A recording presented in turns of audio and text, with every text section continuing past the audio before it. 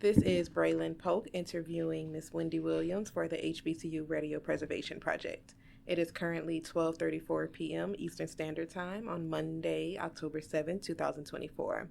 This interview is being recorded in the office of Miss Wendy Williams at the WCLK radio station located at Clark Atlanta University in Atlanta, Georgia. Can you first start off by giving me your full name and your relationship to WCLK? I am Wendy F. Williams, General Manager of Jazz 91.9 WCLK. I've been here 30 years. Yeah. Thank you for that, and we will get more into your time or the last 30 years here at WCLK. But can you first tell me the full date if you're comfortable with that and where you were born?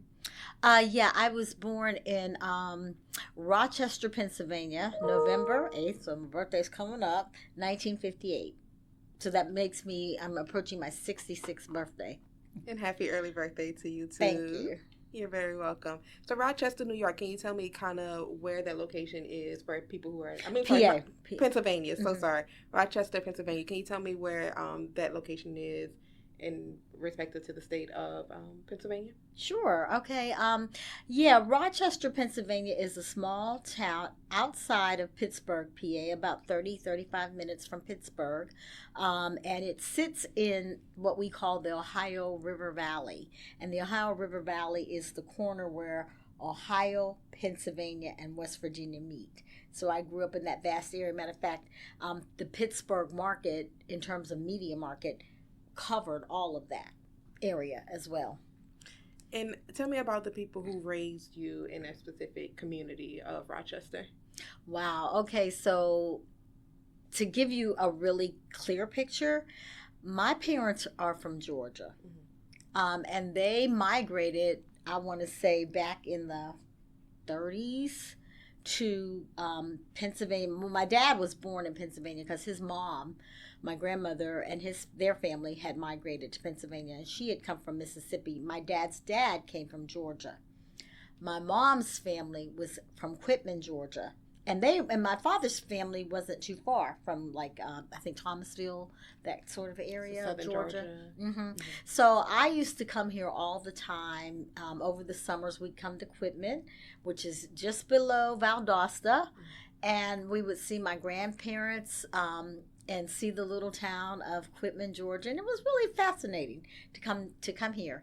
And it was where my mother's father lived still, because her mother had passed away before my mother was an adult, because I think my mother was around 11, and my grandmother had 6 other children, and she had died in childbirth for the last one. So my mother, from age of 11 on, was raised by her older sister. So whatever happened with them, the 6 kids, 3 of them went to the West Coast and 3 went to Ohio. And so my mom was one of the ones who went to Ohio. And she met my dad in Ohio, because my dad had family, because he had been born in Pennsylvania, but his family was from Georgia as well. My mom and dad met because he was living in Pennsylvania, went to school in Pennsylvania. My grandmother, his mother raised him in a tiny town of Midland, PA, and they had family that lived in Ohio, and the Ohio town was Cleveland. So my father would visit there back and forth. My father worked in the steel mills in Pennsylvania. As a matter of fact, that was why so many people were migrating back then. You might have heard of the Industrial Revolution. So, and because I find it fascinating that during that time, everybody who lives in the North, Northeast, Midwest, wherever, we all came from the South somewhere, the East Coast South. And it's always fascinates me when you get people in Boston or people in Chicago or Cleveland or wherever they have in LA. We all came from here and migrated out. And they went work job opportunities, because here in the South there was still Jim Crow. Right. There was so much segregation and whatnot going on. So the opportunities were north. People were coming north, and during that time they were getting great jobs. I mean, it was what moved us into the middle class. I was growing up in a middle class family. I had 5 there's five of us, I should say, four siblings, and we lived at a time where we vacationed in California every year. We went to Disney World. We were able to go. We had dentists. We would go to whatever you wanted, you could do. We had good health insurance. This is when a lot of black people had all of this and making money and driving nice cars and living well until that got busted. But I grew up in that environment. So going to school, and I say this because that area was so populated by a lot of black people in the same situation. Well-to-do, living in cities that were bustling because that industry was bustling. It gave people great jobs. So all of my friends were middle class, and we all grew up with plans to go to college. That was, you're going to get out of school and go to college. You didn't want to be a laborer like if your parents were. Some of them, may have come from families had teachers, but my dad was first a steel worker. My mother was a nurse for a while. She was more like a assistant nurse, I forget what they called it. So she was nursing for a while, and then she found out factory jobs paid well, and she started working in the factories as well. So like I said, we had a really nice middle class upbringing. So did my cousins, my friends. So I grew up thinking the sky was the limit. I just never thought that there was anything. I didn't even really see racism that much.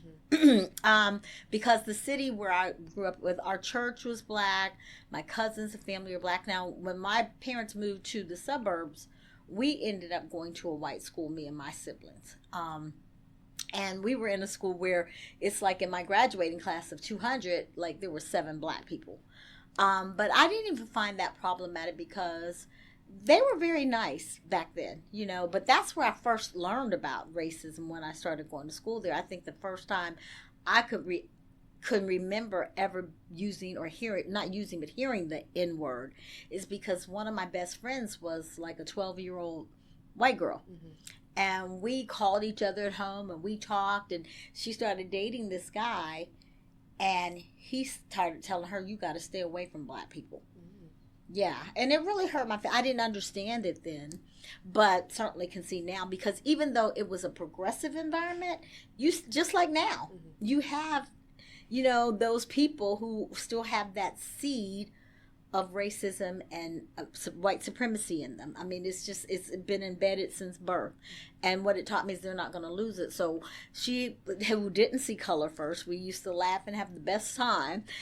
She had to stop being my friend. So that was my first encounter with real racism. So I was aware, but it still didn't stop me.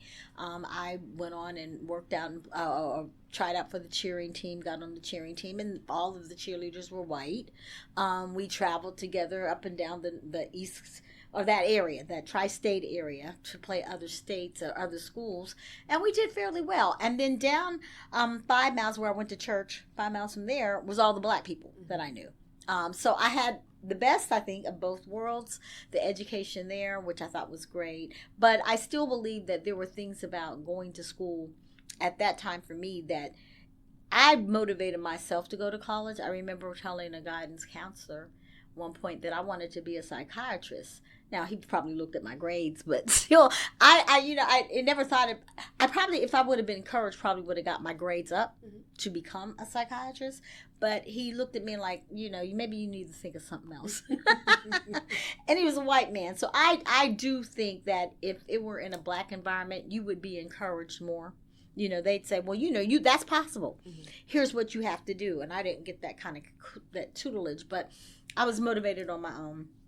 Ended up graduating in 1976, which I say to everybody was like the best time for music in the world. And it was like free expression during that time. Went to college at Bowling Green State University in Ohio because I had visited my cousin who went there, and I loved it because I wanted to be on a college campus. It didn't appeal to me to go to a college in an inner city because I felt like it's going to feel like you're in the city and not at college. So I went where there was a college town. The town built itself around the college.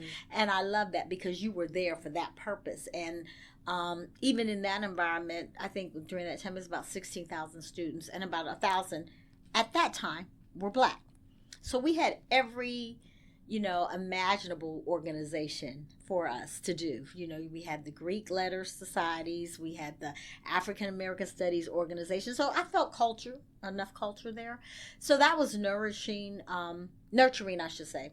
And I loved it. I went to school. And so immediately when I graduated in 1980, I thought, well, Pittsburgh's a great market, and at the time it was like the sixth, seventh market in the country. And I thought, well, that'd be a great place to start. I majored in radio, television, film. While in college, I worked for the local TV station, and then I worked for the radio station. But I didn't really like radio. I would go over there to get some volunteer time in, and I would see some of the students in there, and it just never appealed to me to sit in a box and play music. I wasn't feeling it. So radio was never going to be on my radar at all.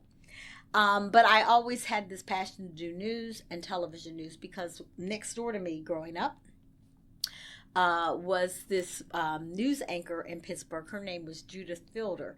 And this would have had been like in the early 70s, like 72, 73. And she had this big old afro. And she was the news anchor in Pittsburgh. And I thought, wow. And she was so articulate and so pretty and so good. And her in-laws lived next door to us. And so whenever they'd come to visit their in-laws, I'd see this real live model, and back in the 70s, you didn't see a lot of that. So it was starting to open up that way, but you didn't see a lot of that. And when I would see her on the evening news, and I thought, that's someone that I know I can reach out and touch, it made me believe that I could do the same thing. So my first inkling out of college was to go work in news and TV news. So I funny that it would be, though, when I got out of college, you're looking for anything. And I remember being back down in the smaller town in Ohio that's near where I grew up. And they had a radio station, it was a country music station. They had a job opening, and it paid $5 an hour. And I was excited because I thought, well, at least I can get some experience. I'll make some money while I'm waiting to get in TV. So I started out at the country music station, the very first station from college. And so there was a lot of pride, and people in that little small area, they kind of knew, and they knew I was working in my field, and it was fun. And working there, I learned a lot. What was fascinating to me is that it was a building made like a house, and they had all these rooms and whatnot. The entire staff was white. And so the general manager was white, the salespeople were white, the radio house, and I loved them. They treated me so well, and they taught me a lot about country music, because I used to think country music, that's so dork, right? But I did learn about country music, and like Johnny Cash and people like Willie Nelson, they were coming up at that time. So it was really good. I really enjoyed country music, and I had a lot of fun there. And I really got a kick out of the fact that I could walk down to the general manager's office and just have a conversation with him. I mean, that was like, wow, because I used to think, general manager, you're way up here, you're somebody I'll never see or touch, right? So that was a nice experience. And the fact that he was nice was wonderful. And so they treated me well, but on the weekends, I started branching out to see if I could work in TV news, because that was my objective, was to get into some TV news. And being in a market the size of Pittsburgh at the time, which was in the top 10, I didn't realize I should have gone to some smaller towns and really sowed my oats. So when I ended up at the NBC affiliate there, I was doing production assistant, and that was like gophering. And then after you learn how to gopher and run around with scripts and everything, I learned how to be a writer. And that was good, because that was really, really good training for me to learn how to write. And what's in TV news, you got to learn how to write like that. A breaking news story comes so that was some of the best training. It used to frustrate me when the producer used to send my stuff back, because I missed a word or I didn't tie it all together. But that was some of the best training. And I enjoyed that. And then I started doing production assistant. I became a overnight producer of the news show, where I had already learned how to assign stories, write stories, record them, edit packages, all of that. And so I stayed there for about 3.5 years. But it seemed like it wasn't moving fast enough, because the job paid okay. It didn't pay a lot. And I was antsy. And a lot of my friends during that time, that was like around 1982. 3, somewhere there, they were all moving to the DC area. They were moving away, and I'm like, oh wow, and my sister had went to Pitt, the University of Pittsburgh, and she loved that city life. And by the way, so she liked being at an urban institution. But her and her group of friends, we all knew each other. We hung out a little bit because I'm only 4 years older than my sister. So by the time she was coming out of college, we were starting to be friends because, you know, there's your little sister until you get grown, right? But she went and friends were moving to D.C. and they're like, come on, you need to go. Pittsburgh's got nothing going on. You need to come on. So I finally did contact some friends in Maryland, as a matter of fact. And I said, I'll sleep on your couch while I'll look for a job there. I knew some people who worked at the Pittsburgh station when I was there that had relocated to Maryland. So I thought, well, I can always call up a contact and get a job. I didn't plan for and did not know that it was as competitive to be in D.C., where everybody in the world, the nation's capital, wants to come and do news and media and all of that. So needless to say, I love D.C. so much and had such a great time partying and all that good stuff that I just decided to stay anyway, even if I couldn't find a job, which meant I had to find anything to support myself, which I did. After about 4 years of that, I said, I'm tired of this, you know, because I'm not in my field. I'm not doing what I like. Matter of fact, I was an administrative assistant for a computer company that was the rival to IBM.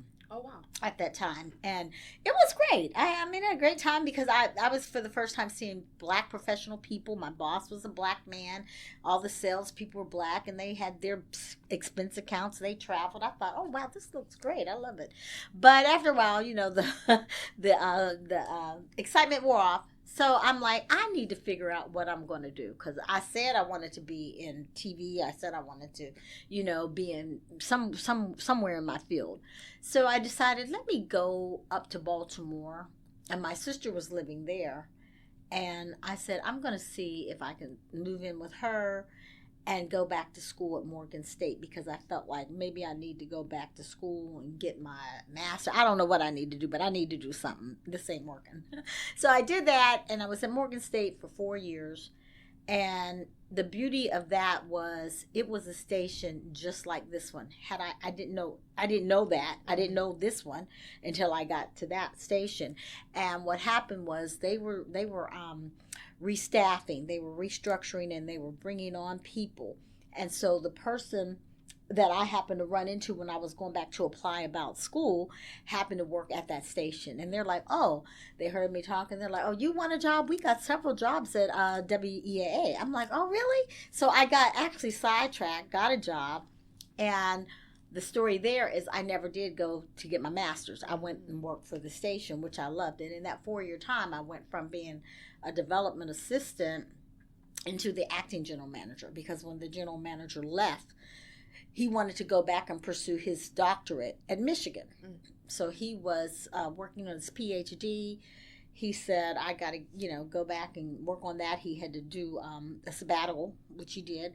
And so he left me in charge. And by that time, having had the experience at the station and TV news and also that period there, and he, and the interesting thing about it before he left for school is like I did everything. I wanted to do everything. And he saw that I had this hunger or whatever, so he was quite comfortable leaving me there. The real caveat with that, though, is that we were moving from one building to the other. And it was a bunch of debris and, construction machines tearing down the building that we were broadcasting in while they were fixing and getting the new area ready. So the beautiful thing is that I got experience in outfitting and designing and putting a whole new station together. I put the lobby together. I put the offices together. I picked the paint colors. I picked all of the foam for the soundboards. So, I got some wonderful experience there, and I loved it. And I started EAA's first underwriting program because they weren't doing that. And we had talk shows, and our underwriting program, like in the first year of doing it, raised like $40,000. We were doing membership drives, so it was just one of those stations. I loved doing it, and I loved the work. And what was even more interesting is that I started liking radio. Mm-hmm. I started liking public radio because it had an intrinsic value that was important to the community. the community relied on it, and for something about that just appealed to me, that we made a difference, because we would have Africana programs on, we would have travel programs on that helped to enrich the Black community. You had doctors coming on, we had shows on the air, we had a griot show on the air. I got into it. I really leaned in, and I'm like, I'm good. Money still wasn't good though. Money was okay. I had the full-time gig. But anyway, when the other manager finished his PhD, he came back, and we kind of like butted heads a little bit. So I was looking for, and we weren't butting heads like this, but I could tell he wanted his job back. There wasn't room for me. So I started looking around, and somebody told me about and it's always somebody telling me, right? Word of mouth. Word of mouth, yeah. So somebody said, well, they're hiring in Atlanta. You need to, they got a couple of jobs. They got a general manager job, and there's a PD job. You should apply. I'm like, no, I'm not going to apply. But then he and I had a falling out, and I'm like, let me apply. What I got to lose?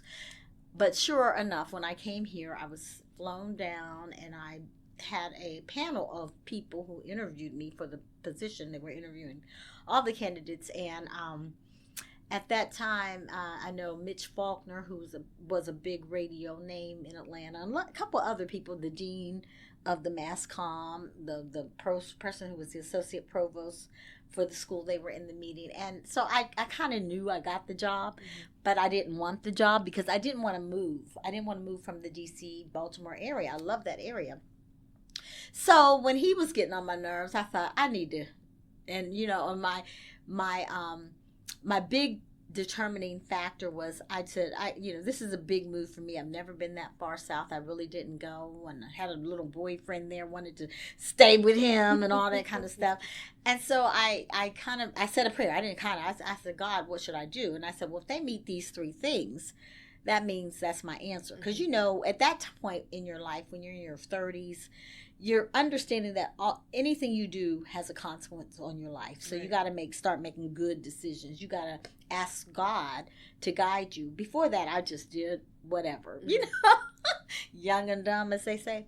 But anyway, so I was like, God, what should I do? And I was in the process of buying the house. I had just bought a new car. So when I asked Clark, could they pay me this salary? Could they provide me movie money? And there was one other demand. I can't remember what that was, but all of those conditions were met. And I'm like, I guess I got to go. It's time to go to Atlanta. Yeah. So, but I said, but I'll stay 2 years. I'm going to give it 2 years, and then I'll come back north and look for jobs. And, and I got here, and I found out it wasn't so bad because people always were flying in and out. So my family, my parents, my brothers and sisters, cousins, they were coming here all the time. So I didn't miss anybody. Even the boyfriend visited a couple times, but the long distance didn't last, But, so I got, and then it was easy at that time. Cost of living was great. I was able to buy a house, and, you didn't have to make a lot of money to have a decent living here. And that was so appealing to me. What else was appealing was that we could do pretty much what we wanted to do. Even though we're licensed to Clark Atlanta, they never really get in our way. Okay. As long as you're able to, implement and effectuate, a project and carry it off and meet your objectives, they never say, no, you can't do this. You can't do that remote over there because it's going to... No, they let us operate as a business, and I do appreciate that, sometimes to a fault. Like, we feel like they don't have nothing to do with us sometimes. And that's good and bad, because it's like, when we see you're putting emphasis in the rest of the school and growing the school and, making upwardly mobile changes, we seem like we're over here, doing what we do. And if we don't raise the money, we don't get the money. It's like our budget stays the same, period.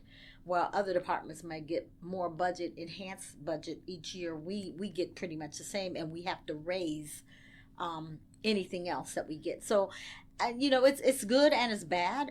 It's been good because it does allow us to be independent, and I do love that. So coming here, I was ambitious, and we started doing things like having concerts that were big fundraiser concerts. We brought people here like, we bought George Benson here, we bought Natalie Cole here, we bought Chaka Khan, we bought So many incognito, lots of jazz musicians, and we would fundraise and really become very successful. We had Patti LaBelle, we had Najee, we had, a litany of artists that come through here. And that's what I like about Atlanta, is because this is a station, if you're Black, whether you're in, music, art, a play, an actor, you're going to come through here. Right. A politician, a banker, a doctor, an educator. Every president in the AU Center and more, the governor's been here. Everybody comes to this station. And I took note of its importance early on. So that was interesting to me. So the 2 years that I thought I was going to stay goes back to the old adage, if you want to make God laugh, make your plans, right? So now it's 30 years. That's a whole lifetime. And what was good about it is early in my career, I was one move, 3 years, 3 years, 3 years. And when I got here, I said, you know what? You are able to live okay here, take care of yourself here, just chill out on the move. Chill out on thinking you're going to go somewhere, and just, and if you get fired or if you get laid off, go then. Right. And that was that's what led me, and that led me to believe that when God moves me, that's when I'll move. So I've been here, thankfully, by the grace of God, simply by the grace of God. Because we've had changes here too. We've had where they were going to sell the station, rumors. We love the station, but they weren't putting any money. Then the cuts around the campus. You remember we had years where the whole school laid off, and I had to lay off staff here too. So we went to slim pickings. And now, thankfully, I've been able to hold on. Like I said, by the grace of God, the station is still here. We're probably still one of the most successful stations, HBCU stations. We're now raising above $2 million a year, which is great. We've had some really wonderful signature things, and what's really beautiful too is that we get comments from all of the other stations, HBCU and majority general audience stations, that say, you guys really know how to tap your community, because our community is there for us. And that is, again, the part that drew me to public radio and wanting to be away from TV news even. And the other caveat, because it became where it dawned on me that, wow, not only that, you get to make your own decisions. We did the Million Man March. We covered it. We ran a whole day of programming, because I said so, and I knew that if I worked for a NBC, ABC, I'm not going to get to make no decisions. They're going to tell me what to do every day. So that was so appealing, but it's just beautiful that, all the pieces came together just when you don't think that they possibly could. I said this for you too, that they do. You just do the stuff that's in front of you, because at some point God's going to tie it all together. Right. Yeah. Yep. Being still. There you go. And you'll see that his plan was better than yours could have ever been. Absolutely. Seriously. Yeah. That's a word. Yeah. Well, thank you for sharing that. So that's how I got here. That's where we are. And, it's funny, too, because even in the 30 years, I probably turned over 4 or 5 staff, of every office. I probably had two assistants. Well, I had one assistant GM, who was very close to me. Actually, she was here 22 years. Maybe 24 when she passed away right during COVID. And so Eugenia is now the second one. I've had about 4 or 5 PDs, and maybe 2 community and sales directors, probably 4 salespeople, maybe 3 or 4 different announcers, so I've changed, and that's the hardest part, but I guess the challenging part, because things change in your business and you have to always be able to compensate and to, adjust to all the changes. But that's any business, So that's been the challenge, and always being able to raise money, because, we always have to be out here raising money, and that's always, like the devil in the details. But, again, the people, we've made it manageable. I think COVID helped us too, because we used to do these 14-day campaigns when we'd be on the air and have people all through here. But with COVID, we limited people being here answering the phones. We got a call center, which answers our phones around the clock. You can do more things through technology. You can go online and pledge. You can pledge through the app, and you can text to give. So that diversified how we do funding. So our funding, and then we have monthly payments like a sustainer program. So now people are with us every month. Right. So those things make it more manageable too. And it seems like you all have a good, plan and foundation when it comes to that, because it's 50 years on the air. Yeah, 50 years. And I tell you, it started off as a student training center at McFeeder's Dinners in that building. Mm-hmm. And in the late 70s or early 80s, Clark, it was at Clark College. Mm-hmm. Then Clark consolidated with Atlanta University. So they moved over here shortly after that. So, and now we're looking for where's the next location, because you can see there's sales office up there, marketing's right there. I'm here, the station's further down the hall, and membership's beyond that. So, the big dream goal one day would be to have a whole communication center, and I know the school wants one too, but I just don't know when it'll happen. Yeah, hopefully it's soon. Yeah, well, it would be great. I mean, CAU is so deserving, and we're seeing a lot of things starting to happen here. Mm-hmm.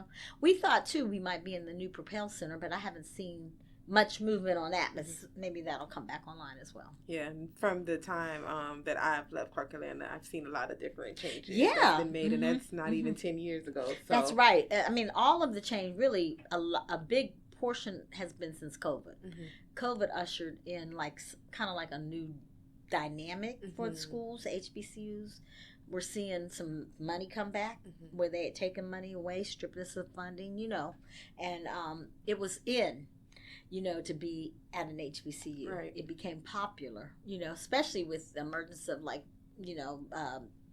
VP Harris and others who came from prominent HBCU schools. I think that with COVID, it kind of allowed people to take a step back and not be on the hustle and bustle every day, to kind of pay attention to what's actually happening, and make people bring more awareness to things that they didn't realize they were kind of being ignorant to before. Yeah, they didn't want to know what we do over at HBCUs or that we exist, but now everybody knows what an HBCU is, and it's really refreshing, Very refreshing, and it goes to show that. It is, and you're seeing it because enrollments are going up. You're seeing enrollments shoot way up, because I know during those lean years I was talking about pre-COVID, and that would be from 2002 to about 2017, 18. That's when we were laying off, and I think CAU's enrollment was staying around 3,300, 3,400 students, somewhere in that area, and it stayed like that, But now they're at 4,000, maybe a little over 4,000 actually. And then, I don't know if you heard this, but it was in the news a few weeks ago, and the president said they had I think it was 60-something applications to go to school here this fall. I did see that. I don't quote my number, because I got all kinds of hidden numbers in my head, but it was a crazy number of students who applied to go here, and they all had I think 3.8s. So it makes it more competitive. Makes it more competitive. Because when I was applying here, the expectations to get accepted were not that high at all. Yeah, and they talked about that a lot, because they talked about it. The graduation rate fell because people didn't finish. They didn't have the motivation to finish or the money to finish. So now I think they're getting a better quality student. Although you got to let some people in because they do better once they get here too. That was how I was. I did awful in high school because I just had fun. But I got serious by the time I got in college, Yeah, so most of the time students are like that too, realizing your future is on the line. Yeah, exactly. At some point you wake up. Yeah, absolutely. So going back to high school, you say you graduated in 76. Yes. Right? So you kind of came up in the middle of going towards the civil rights movement. I know you were in Pittsburgh, so I'm not sure how much of that you've seen. I'm pretty sure your parents were very familiar. They were, and I heard about it. I mean, I was 8 and 10 when I think maybe 8 when Martin Luther King got shot, somewhere a 7-year-old, 8-year-old. So that stuff was on our TV. My grandmother had stuff on. I was cognizant of John F. Kennedy passing or dying, being shot, his brother Bobby. All these were moments that I remember. I wasn't an adult yet, I was a child, but I remember hearing, I know something was going on in the world, right. And so I know you say you kind of went to school with predominantly white people. Was that weird for you, noticing that you were probably the only black person in the room, but you were around other people who didn't look like you? Did you feel that you had pressure to overachieve, or were you just feeling like you were equal? You know what? That's a great question. I felt okay about it because I think I remember going to fifth grade. That was when our first indoctrination was the fifth grade year. But my teacher was so nice. Her name was Mrs. Bell. I'll never forget her. And the kids were nice because at that age, kids are nice. We rode a school bus. We talked to each other. There was no hate or hatred. Or even that I was picking up from their parents that when you get on a bus with kids, you never know. But then because we rode the bus together, we sit together at lunch. They were nice, and the other seven, my classmates that were black, we were cool. They didn't, and I think probably because we were the minority.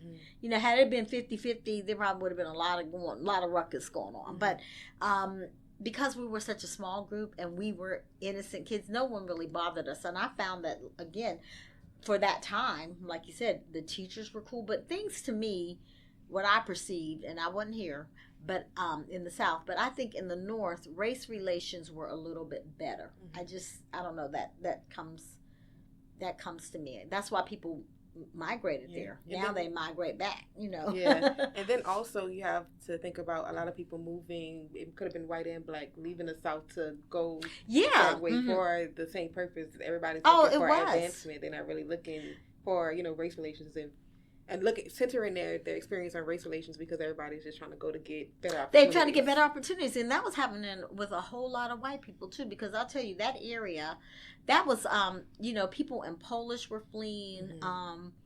Persecution. You had people in Yugoslavia. You had Italians. They were all coming. So I remember my dad working with all kinds of people like that.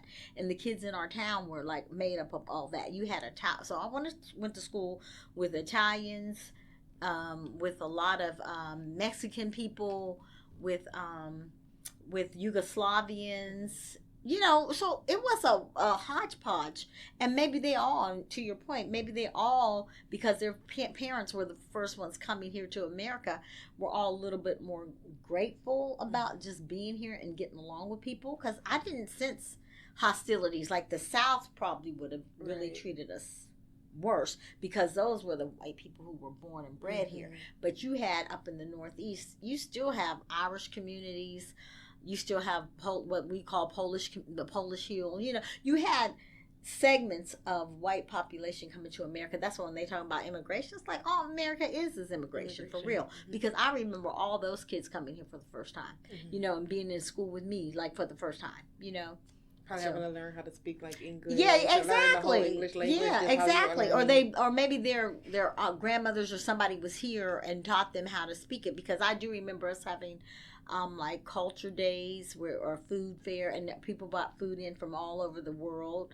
Like for the first time, people were bringing in Mexican food and Italian food. It was interesting. But yeah, there was and even Greek food. There were a lot of Greek people because I remember eating things like baklava in the mm-hmm. When I was 7, 8 years old. And that was because everybody was cultural, had their cultural differences, and they seemed to respect them. That's very interesting mm-hmm. take on it. We hear a lot of stories, like you said, about the Great Migration. Mm-hmm. It's very interesting to see somebody who's actually like brought up within that time era, and to see how your experiences may differ from somebody else who is the same age as you, but mm-hmm. grew up mm-hmm. in the South. And grew up in the South, yeah, because I hear people talk here. And they tell me about how they were bused, to, like, the black side of town was bused up to North mm-hmm. High School, North Atlanta High School. And there's a whole class of people who are talking about their experiences now. One of them works here at Kipling Premise, and she was in school with Jasmine Guy. Mm-hmm. They all were together in school being bused to these white neighborhoods for the first time, and they talk about it like it was unreal. And even my hairdresser, who's younger than me, she talked about having to be bused when she was coming up, and how it was just really crazy. So yeah, and you talking about being bused to places where people don't necessarily want you. Mm-hmm. That had to be a different experience. Yeah, that whole ride, just like realizing like they don't want me here. And I'm exactly. The only mm-hmm. saving grace they might have had is that they bought droves of them with them. Like it wasn't one or two.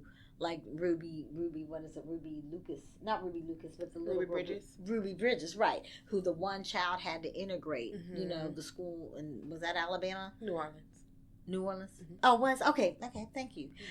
Yeah, but you know that had to be frightening for her. Yeah, 6 years so, old. Yeah, you know, have to be walking with police officers by your side. So I do think that maybe that was better for them. They went with their black neighbors, black friends, over to this white community. But I need to listen to that story because I'm sure it's interesting. They may have had their buses pummeled. We don't even know, you know. Exactly. So as far as you know, you growing up in this area where it was kind of, you know, you said 5 miles away, that's where all the black people were. How was the music dynamics? Like, you grew up in the 60s and 70s. You have Motown. You have all this good music coming out in radio. How was that for you? Oh, it was awesome because back then you had like one major radio station really that played all the black music. Then you had all the white stations, and because I knew white and black people, you know, I knew the white stuff, the Beatles, the Journeys, Phil Collins. You know, it just great white music as much as it was great black music. And you know, we black people, we had everything from, you know, the Sly and the Family Stone. You had Rick James. You had Aretha Franklin, them still in the picture. You had Gladys Knight. You had the Chi-Lites, the Whispers. You know, you had all the best music. You had Stevie Wonder. You had the Whispers. You know, so the music, I think, black and white at that time was the best music there was. The best music. And so how did that kind of influence, I know this station was kind of created like in 73, 74, and I'm starting to realize there's a pattern within like the establishment of HBCU radio stations, like after, you know, late 60s, early 70s, Black Power movement. Was that something that you think was being popularized at that time, and that's the reason why some of these stations were coming up into existence? Or yeah, well, there was a deliberate effort for that, because I know that in Congress they set aside, like, TV and radio was mostly commercial, but they set aside spectrum on both the TV spectrum and on radio to bring community educational, anything that was non-commercial kind of programming to the forefront. And that's how public broadcasting was enacted. I think it was enacted in the 60s, but it was deliberately enacted to bring an alternative to just paid advertised commercial TV. It would be more for, you know, people's interests and high ideas and, you know, creative, and not to make money, but for creativity and cultural. Because when I first started in public radio, when I first went to Morgan State, that was my first public station, because the country station was commercial, but the public EAA was a non-commercial station. And what I realized when I first entered into public broadcasting, that they programmed anything. You could walk in off the street and play Celtic music, Irish music, blues music, bluegrass music, and they sounded like a block programming all over. I mean, every station in America that was public radio sounded like that. It was the voice of whoever wanted a station on. You know, that's why when I was at Morgan State, they had a griot show. They had a Afro-Cuban show. You know, they had whoever you were. If you wanted to do radio, you come in those public stations. So it was just for the public good. But then maybe 10, 15 years after that, stations had to fend for their own funding. Stations had to become more you know, better resourced. And so you had the Corporation for Public Broadcasting giving you money because they got some money from the federal government. But the thing about that money is you had to do well enough on your own. So they started really bringing into play things like ratings, audience cume, audience development. These are things we didn't have to worry about when I first started. But as government money and some of the educational grants dried up, the arts grants started drying up in the early 80s, mid to late 80s, then stations had to become more savvy about how to program for audience, how to program for listeners who would tune in. That's how NPR got started. Yeah. was going to say, do you think that the presidency at the time had anything to do with the cutting of those funds? I know that The the Reagan era. Oh, everything. Yeah, Reagan busted the unions. He had everything. He was. Oh, that's why some of these Republicans love him, and they coined it the party of Reagan, because Reagan flipped the switch on everybody. I saw it because my parents were union. They were union people. Everybody I knew, my friends, their family, everybody was a union worker, and they had union wages. They would get their increases. They get their protections. They had their pensions. Who got a pension nowadays? Right. Okay. So to your point, Reagan was the one who union busted first. Mm-hmm. And when he union busted, that all unions had no power anymore. So he took away that, and that's when you begin to see the fall of the black middle class. That's when I directly correlated. I also remember that when I was coming up, like my parents, like I said, they made great money, and you had good middle class lives, and CEOs of companies, their salaries were like back then $300,000, $400,000 a year. CEOs now make $50 million a year, and people, the workers, be glad if they make $70,000. You know, so everything switched because. And I understood that. I've heard commentary, and I can't point to anybody, but that was a deliberate move because that's when they wanted to make the white-collar worker, who was mostly white, more superior and more well-financed, because they didn't want every day, especially, and I always say everything goes down to race in America. Mm-hmm. They didn't want black people catching up with them, and now you see they have 8 times more the wealth than black families. And then it's like, but that was designed for that. Yeah, because I'm thinking about the time, how you're saying, like the 60s, when your parents kind of got into that the black middle class, and then you have the 80s. It didn't even last 25 years. It didn't even last 25 years because it busted in, like you said, in 80. I was working in the NBC affiliate. Mm-hmm. I wrote the news story. I remember that. I was like, because, that whole area, West Virginia, Pittsburgh, Wheeling, Youngstown, Ohio, Cleveland, all of those were what they call Rust Belt. They're still Rust Belt, but they never replaced that kind of industry anymore. They shipped it all overseas. But I remember those places were devastated. They were devastated. Towns didn't have even grocery stores. I mean, you'd be lucky if you had a gas station in a town. So you saw a whole town. So even though it was also other white people in that, it was mostly affecting black people because that's who really was coming up in that age, was that middle class. But once they broke that, like I said, all the money went to the stockholders and to the CEOs of companies. That's where everything went. That's what Reagan did, and that took away, security, like the pensions and whatnot. And so when you hear people now talk about they want to get rid of Social Security, they can do it. Mm-hmm. I saw them do it. Yeah. I saw them screw with people's livelihoods under the guise of it's better for America, but no. Mm-mm. Better for the corporations. Yeah, so I hope you're going to be voting. Yeah, yeah, absolutely. And all your friends, because we got to turn this around. Absolutely. Yeah. Mm-hmm. And I didn't ask before, but what was your parents' name when you were talking about their experiences? My parents' name? Grady Williams and Melvie Williams. Gotcha. Mm-hmm. And you said you had 4 other siblings? Yes, I have 2 brothers, Grady Jr. and Mark, and 2 sisters, Gay and Renee. Mm-hmm. And we were all 2 years apart. So in our household, we had big Christmases and lots of fun and always somebody to fight with. Never a dull moment. Never. So, growing up was fun. I enjoyed my youth. Yeah. Things got tough for me when I got out of the house after college. It's like, I got to pay a light bill. I got to buy a car. And it was really funny because I wanted to demonstrate that I was an adult. Mm-hmm. So I was trying to not lean on my parents as much, but there were some lean times. Yeah, absolutely. Lean times. Some pattern seems like even after, nowadays people finish college and there's even more leaning times. Yeah, I know, because they've made things so unaffordable and their job, the wages aren't keeping up. Mm-hmm. I mean, when you look at the price of a house today, whose wages are there? I remember when Atlanta started turning, right before they really went sky high and became $1 million city. Mm-hmm. I remember it was starting over there by Georgia Tech. Mm-hmm. And of those houses by Atlantic Station, they were $400. This was like in 2010, let's say. And they had like $500,000 townhomes and condos that were all coming up around Atlantic Station. And at that time, people were making like $45,000 a year. And I'm thinking, who who makes that kind of money? Who can live there? Right. You know, but it was all this outside influence, of course, which these people have come from big cities like New York, where they have enormous incomes, or California, and where the cost of living is so outrageous that down here looks so affordable, even at $500,000.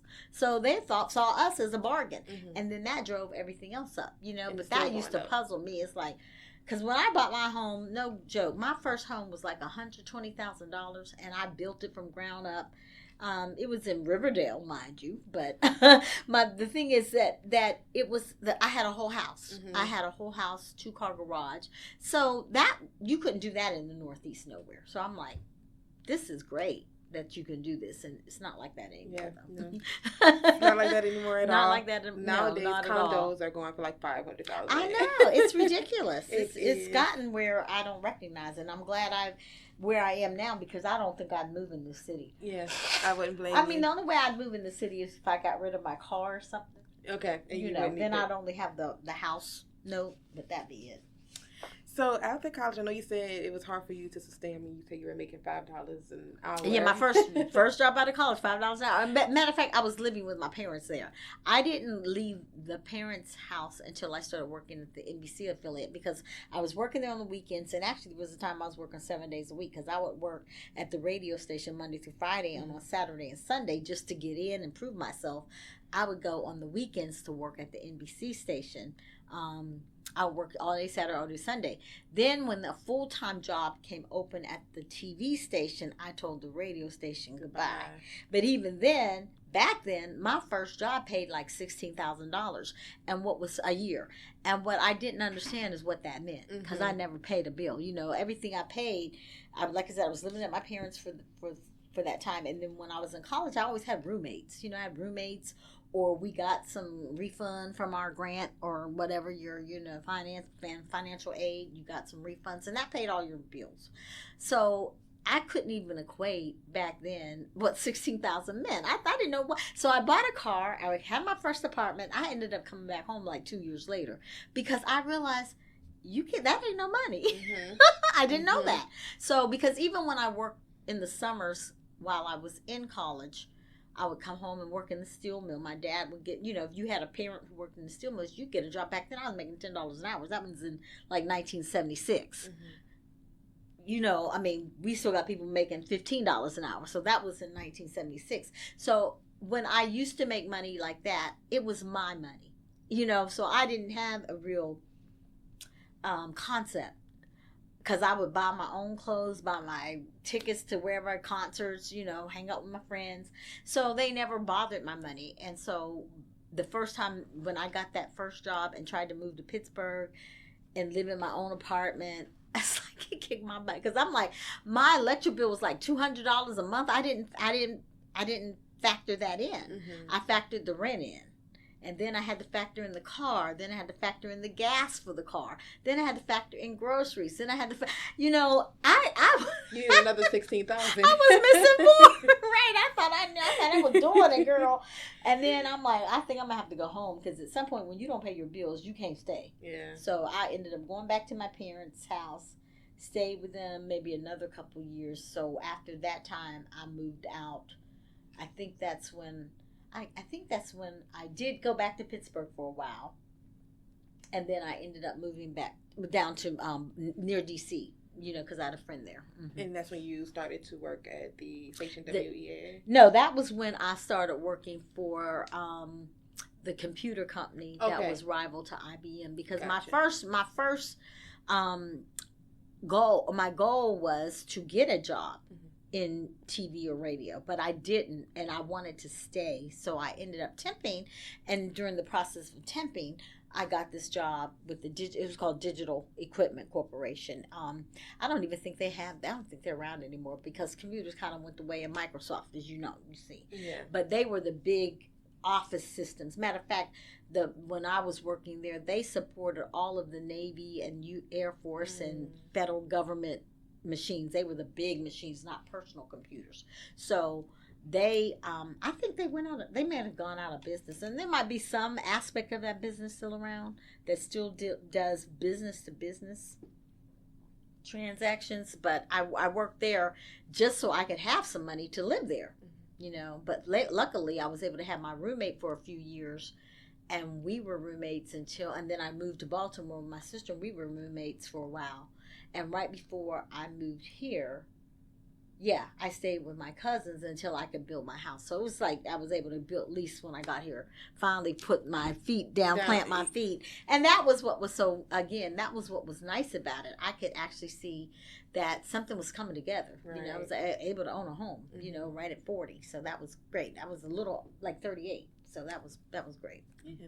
So as far as you working at the stations, as far as like radio is concerned, were you on the air, or did you always have positions that were kind of like, you say you were a PA for the TV station? Mm-hmm.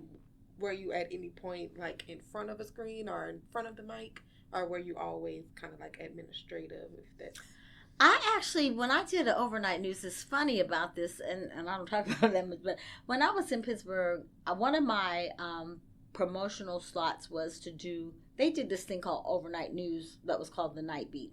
It came on the same time CNN launched here, and they really did a live overnight news, but they were experimenting in Pittsburgh. So what I would do is I would be there overnight, and I would actually write the scripts and sometimes record the news stories, and they would go into the show that was being done by one of the anchors. So I did a little bit of field reporting, but not a lot on the air. But that was like a show that I did put together with another anchor. Sometimes I read the stories in the packages. If I was having them redone or cut up, I would do the recutting up and put them on the air. So it wasn't really quite on the air, but it was having my voice on the air. Yeah. Mm-hmm. So you would have your voice on the air, just maybe not through your voice, but you know your contributions were. Yeah, there. Exactly. Or I'd VO the story. Gotcha. You know that voiceovers and things like that. Yeah. Mm-hmm. Gotcha. And then when it came to radio, I had a little bit of experience, like I said, with the station at Bowling Green, but also I did read news when I was at EAA. Until we hired a person, but because I was doing so much else, I couldn't just let that be what I did. Mm-hmm. You know, so there were a couple times that I sat in and did some of the news stories. Mm-hmm. Yeah, and that gives good experience. Yeah, it was great experience. Yeah. One thing about this job, I feel like I've enough experience, except for engineering. I could sit in and do just about anything. Mm-hmm. Mm-hmm. No.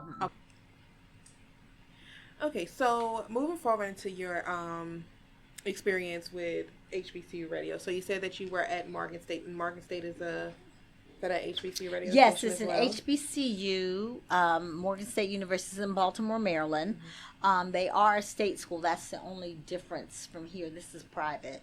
But they're rather large. I would say about 8,000, maybe more than that, students attend there. And they're one of the largest HBCUs in Maryland, probably. I know they have Eastern Shore, Maryland, too, but I don't know which one's bigger. Mm-hmm. But because it's in a major city, it's very prominent there. And I spent 4 years there, 3.5. But again, very, very pivotal and a very pivotal, important station for that community. It was like here, like the voice of the community, and it played jazz mostly. So it was a great place for jazz musicians to come in and out of and, get their music on the station and whatnot. So, yeah. And what differences did you identify from your experience with like commercial radio prior to public radio at an HBCU radio station? Well, oh gosh, I think from what I heard, I didn't really, except for the country station, I know that in major markets, urban stations were cutthroat. Like they only went by ratings. They didn't go by nothing else. You had to have so many people, listening in, and it had to be in the hundreds of thousands of people, tuning in every day. And I remember being in Pittsburgh where Whammo was that station, and those hosts, they would come from all over. Like you'd have people come in from Chicago, or they came in from DC, and they were very well renowned hosts, like a Frank Ski would be, or some of the hosts you hear here in Atlanta. And I don't know all the names, but they were big hosts, and they were paid well. But you had to be an urban radio was the big deal. And again, like I said, you had to really it wasn't about the quality of the station. It was about the numbers, because they would play the same 10, 20 songs. If they were hits, that's what you heard all day. And I liked it. I mean, I didn't really, like I said, it comes back to me not wanting to be in radio. But when I landed in public radio, that's when I started liking radio. Mm-hmm. I think if I had to work for a commercial station, I don't think I would. I never wanted to, because even having the time or being here for as long as I've been, I knew the general managers at B103. I knew the general managers at KISS. I knew the people. I'm sure I could have went over there and done something. But I never wanted to. I didn't like the cutthroat. I didn't like the sensationalism, if you will, of commercial everything. What really appealed to me was the intrinsic value and nature of working in public radio and your ties and the engagement to the community. I mean, I really used to get a kick out of people who would walk in here with their public service message on a piece of paper like this. Can y'all read this on the air? Oh my God, yeah. That was everything to me. Right. That to me, that was probably what grabbed me, just that we had that one-on-one relationship where people walked in here. They, like, if we were on a pledge drive, it would be somebody wrote some books. They said, here, we'll give you 2 or 3. Y'all can give them out on the air when you're pledge drive. Or somebody painted a piece, an art piece. You can donate this to your audience. I mean, we had people like that. We have a real relationship. And with all of the really, really arts and cultural institutions of Atlanta, we pick up the phone. Hey, I need some tickets to this. Can you do that? Can you all promote this? I mean, and now we have contracts with all of them. So when they're doing their concerts or their seasons or whatever they're doing, like they have a their season for art, like at Spivey Hall or Rialto Center or the City of Atlanta or the High Museum, they're like, we want to do an underwriting buy with you. I mean, these are our customers now. They trust us, we trust them. And they know that if we're going to air something about their event on our airways, it's going to sell out. Right. They see it. They see it and they come back. We've been dealing with High Museum of Art for about 20 years now. Mm-hmm. And now they're spending about $40,000 a year with us, just that one institution for their cultural stuff. Mm-hmm. But that's just about a lot of different organizations around here, from Spivey Hall to Rialto Center to the clubs, mm-hmm. even St. James Live to Velvet Note to the perfect Note. Mm-hmm. All of those people rely on us to get out the word about the cultural things that are here in Atlanta. Especially as it pertains to jazz. Especially as it like we're the authority. Mm-hmm. I mean, we even had I think it was Fayetteville this year. They have an amphitheater, and Stockbridge has an amphitheater, and they came to us and asked us to program shows for them. Mm-hmm. And so we get that partnering all the time. So you feel like you're providing a greater service, and that's what really appeals to me. It was never the money. Mm-hmm. It was never the money, and it's never the bling bling notoriety. I didn't care about being one of the hot DJs or and I mean, nothing. I admire them, but that's not who I am. When you know who you are, that's not gonna be something you want to do. I liked this. I liked having people or emails sent to me where people say, can y'all announce this? Will you all be able to come out to our fundraiser? Or can you come out to our festival next week? It's in the community. We're going to do a blood drive. We're going to do health screenings. I love that. And early on, I don't do as much as I do now, but almost every weekend, like 10, 15 years ago, we were somewhere at somebody's something. Absolutely. We would always have our remote truck. We'd always announce from that place. We have been, at churches. No, it was Popeye's Chicken. One time we did a remote over there. We used to be at the Mall West. And I mean, I could tell you around Atlanta, all the different places we would go set up and do a remote in a minute. And that was that's how you give back to your community. And you help them become strong. And Atlanta's a perfect place for that, because you have so many of us who are, looking for platforms that give that type of outreach. That's right. That's right. It's perfect. That's why having a station like this, even though you would have B103, they're not going to do as much of this as we would. Because it's for the public. Exactly. And they're about the money. And And so, if you're not paying them, they're not going to they know, announce exactly. it. And so that brings us to my next question. I know that you're a founding member and chair of the African American Public Radio Consortium. Mm-hmm. So, in what you just said, why is it important for organizations like that to exist when it comes to catering to the public through radio, especially for African Americans? Well, that organization exists because many of us, from some of my consulting friends to other general managers like Edith Thorpe, that when we first started in public radio years ago, 40 years now, yeah, we looked around and we noticed that there was not a lot of programming geared towards us or for us.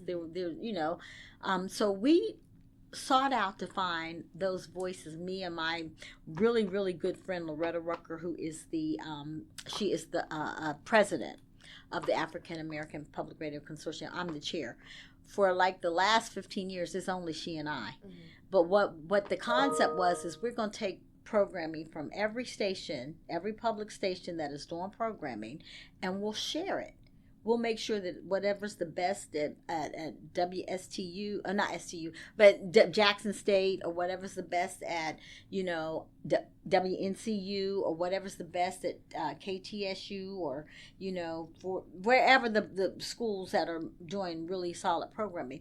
We'll create a listing of those programs. We'll tell them what they offer, and we'll provide them, make sure have a gateway, which is a content depot that we all share, that will put the programs out there and tell people about them, and anybody who wants to take this programming can take this programming.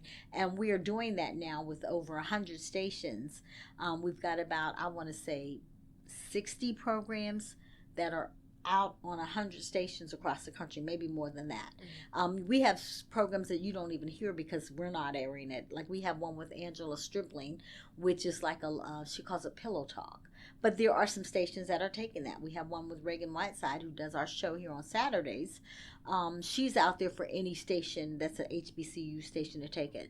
Jamal Ahmed, Soul of Jazz, he's on about probably 40 stations with his show.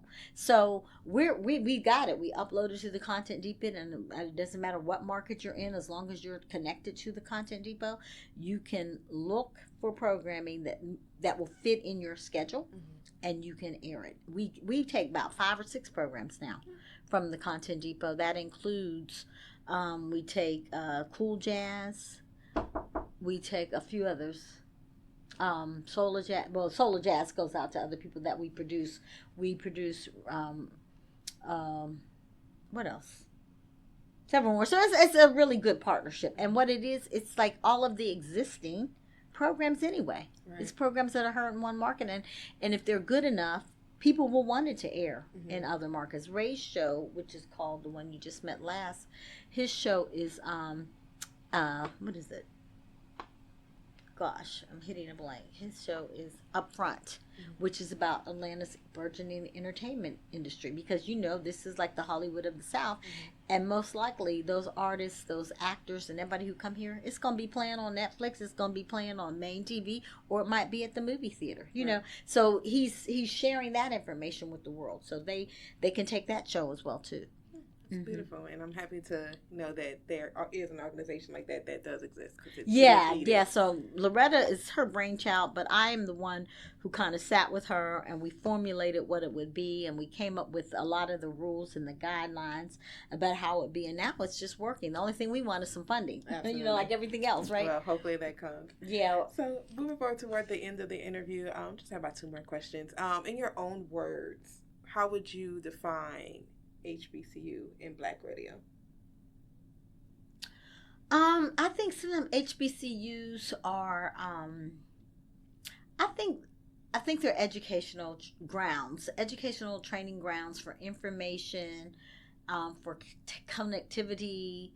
I think they're conduits, of, just our information and our people, because you can get some of the best information that you don't hear on other, majority stations or general audience stations. I think they serve as a platform for us to use for information that's specific to us, as well as information that's general for everybody. I mean, I think that's what's really nice about it, that it can be specifically tailored to us, just like during COVID. Everybody was, because the research was showing that a lot of African American people were dying. And we were able to tell people where to go, what to get the information. We had experts on. So we're talking directly to our community. Wow, it's still good enough for everybody else. And people understand that, because even though we have a lot of Caucasian listeners, they know we're talking to each other sometimes. You know what I'm saying?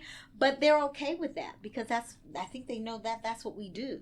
Because if people don't get it from us, where are they going to get it? Exactly. You know? And radio's always been a means of bringing messages to the people who need it most. Yeah, yep. Absolutely. So, and then my last question would be, why do you feel that projects and initiatives like the HBCU Radio Preservation Project is important to the culture of HBCU radio? Well, I think because we have for years, centuries, I won't say centuries, but for decades, to be more honest with you, we have put out this information. We have been disseminators of great information, voices. We have had artists, civil rights figures. We've had actors. We've had politicians. They've all graced our stations, and some of the best musicians in the world, from Nina Simone to Abby Lincoln. When you think about some of these great artists, who else? There's so many, from Ella Fitzgerald on. They've been somewhere on somebody's public radio station. These people. We've had Jesse Jackson on. We've had, like I said, for every walk of life that a black person exists. John Lewis has been on here. Andy Young has been on here. They can sit here in front of our mic and tell their story. They can tell us what we need to know. They can tell us about their experiences, and they have, and they do. So when you talk about, capturing our audio files, that's what you're going to be capturing. These are going to be interviews that have never been heard before outside of Atlanta, probably, that are going to be timeless. When the next generation or two open up, because all we know is about, the generations before us, right? So that informed us. So starting at this point, they don't just have to know about Emmett Till or, Lucy Bridges, but they can know about Kamala Harris. They can know about, Dizzy Gillespie, the great musicians of our time. They can learn about them because they stepped through here. Right. So it's important that we archive that. We don't know how valuable that is, but that's very valuable. Absolutely. And I'm happy that we are able to help you all create an archival space for those tapes, especially knowing the historic importance of Atlanta when it comes to activism and different things, art and music. And in 5-10 years, everybody who's here now won't be here. I'll probably retire. Ray will retire. We're all going to retire, but we were here for 20, 30 years, many of us. So we have to leave what we did behind. We have to leave a record of what we did, Otherwise, it'll be a vacuum of time that's unaccounted for. Exactly. I want to say we appreciate you on behalf of the HBCU Radio Preservation Project for sharing your experiences so that there isn't a vacuum of time when it comes to the last 30 years of what has been happening at WCLK. Thank you. It's been great to do this with you. Absolutely. Well, again, we appreciate your time. Thank you so much. We look forward to your partnership as we progress with this project.